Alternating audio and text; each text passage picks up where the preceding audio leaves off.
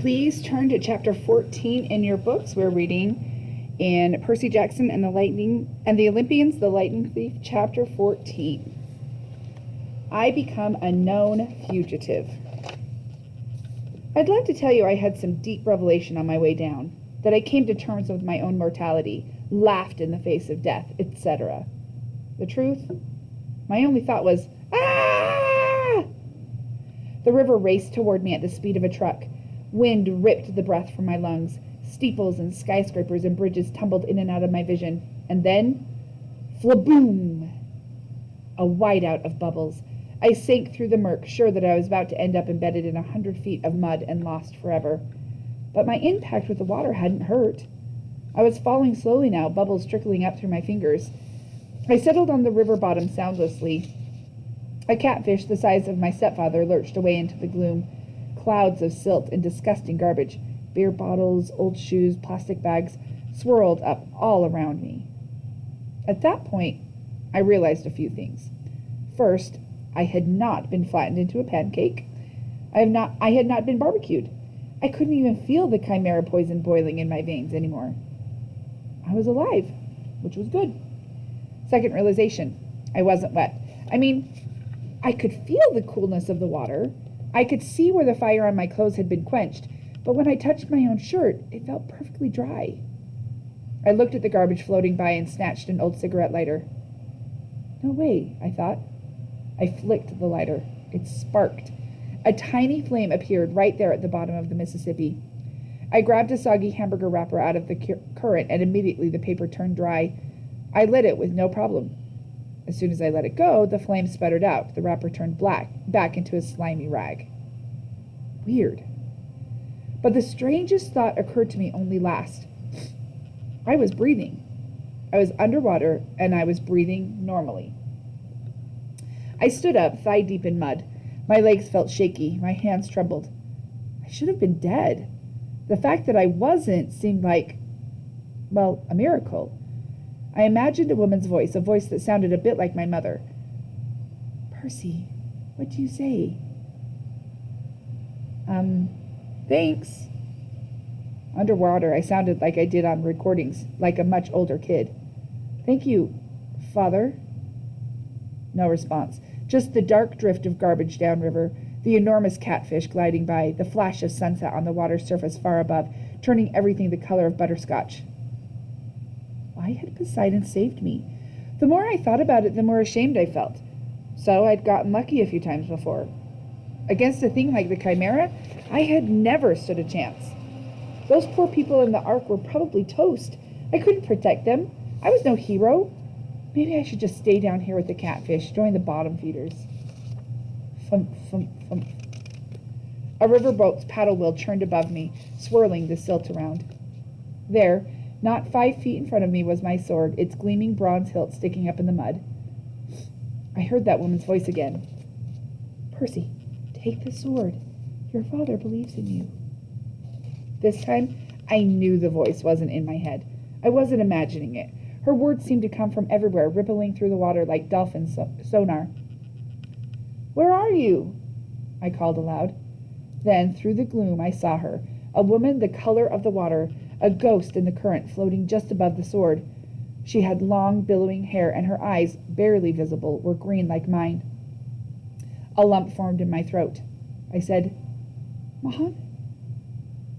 No, child, only a messenger, though your mother's fate is not as hopeless as you believe. Go to the beach in Santa Monica. What? It is your father's will. Before you descend into the underworld, you must go to Santa Monica.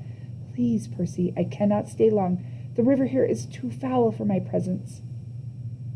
But I was sure this woman who was my mother, or a vision of her anyway.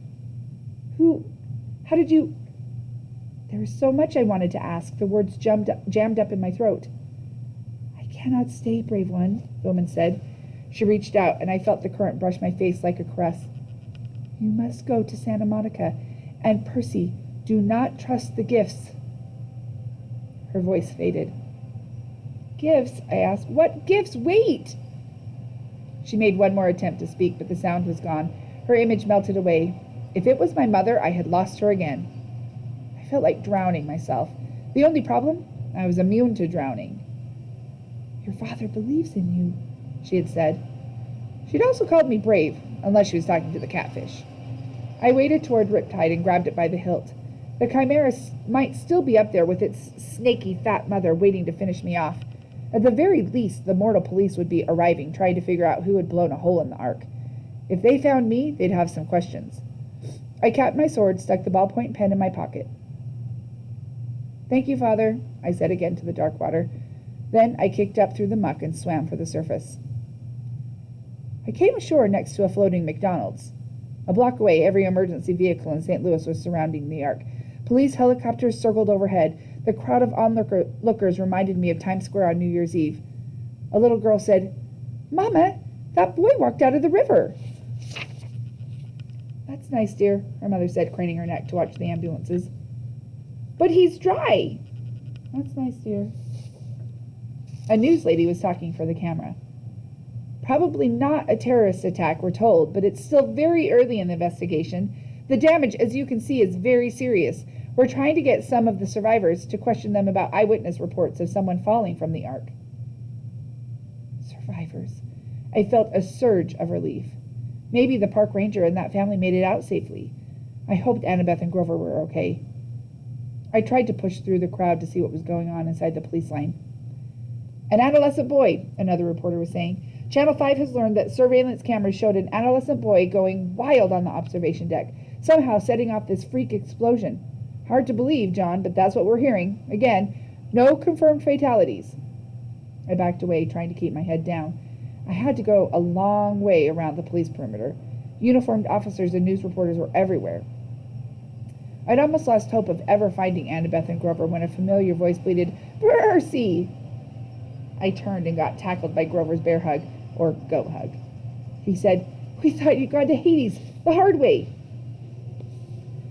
Annabeth stood behind him, trying to look angry, but even she seemed relieved to see me. We can't leave you alone for 5 minutes. What happened? I sort of fell. Percy, 630 feet? Behind us, a cop shouted, Gangway! The crowd parted and a couple of paramedics hustled out, rolling a woman on a stretcher. I recognized her immediately as the mother of the little boy who'd been on the observation deck. She was saying, And then this huge dog, this huge fire-breathing chihuahua. Okay, ma'am, the paramedic said, just calm down. Your family is fine. The medication is starting to kick in. I'm not crazy. This boy jumped out of the hole and the monster disappeared. Then she saw me. There he is! That's the boy! I turned quickly and pulled Annabeth and Grover after me. We disappeared into the crowd. What's going on? Annabeth demanded.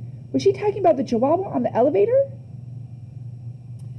I told them the whole story of the chimera, echidna, my high dive act, and the underwater lady's message. Whoa, said Grover. We've got to get you to Santa Monica. You can't ignore a summons from your dad.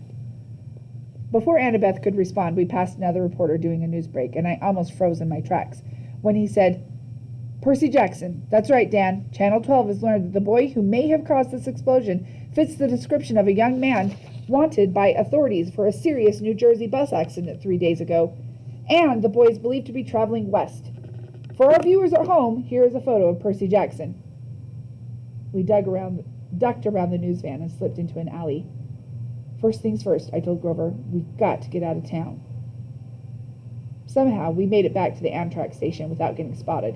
We got on board the train just before it pulled out for Denver. The train trundled west as darkness fell, police lights still pulsing against the St. Louis skyline behind us.